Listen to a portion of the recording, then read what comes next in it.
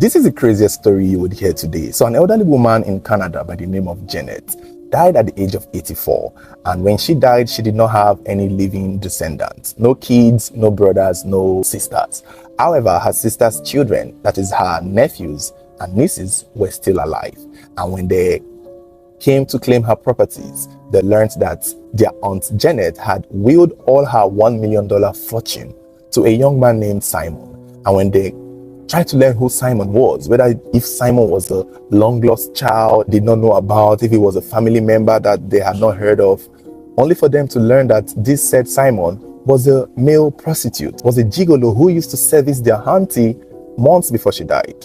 And when they got into the details of the relationship between Simon and their 84-year-old aunt, they learned that Simon and Janet had only met 4 months before she passed, and she changed her will around that time to favor Simon, giving him everything. And they are like, wait a goddamn minute. Why would our aunt give all her properties to this male prostitute who used to sleep with her and not give it to us, her nephews? And so they decided to take this case to court because they don't believe Aunt Janet did this in her right mind. They felt that the male prostitute, Simon, coerced her, took advantage of the elderly woman to make his name be in the property, because this Simon is a 29-year-old young man and Aunt Janet is 84.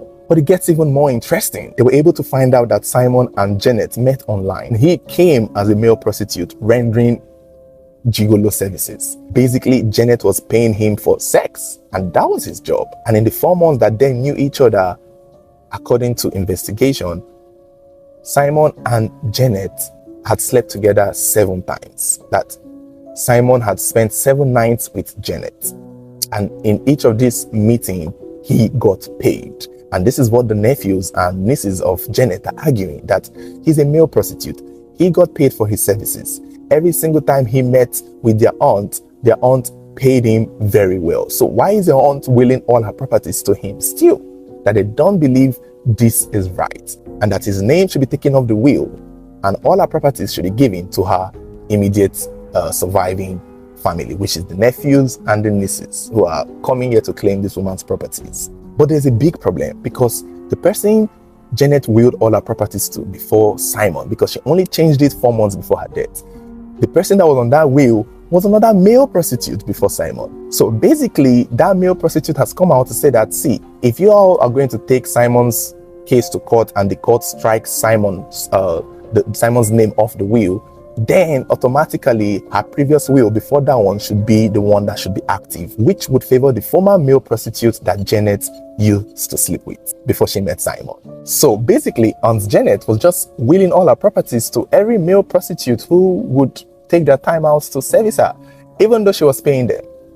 And now the nephews are learning the very hard way, because people are now saying that the reason why Janet did that was because the nephews did not come to visit, they did not spend time with her. She's an elderly woman and was by herself, and automatically the people who were giving her companionship at her old age would be the one to benefit the most. Such is the case of Simon and the previous male prostitutes who lost out on his chances. Maybe he got tired of sleeping with the old woman and she met another younger man, and lucky Simon. The case is still in court. I think it's in Canada, British Columbia in Canada. That's where all this is happening. So we'll just have to see. I am trying to see how this ruling is going to be like.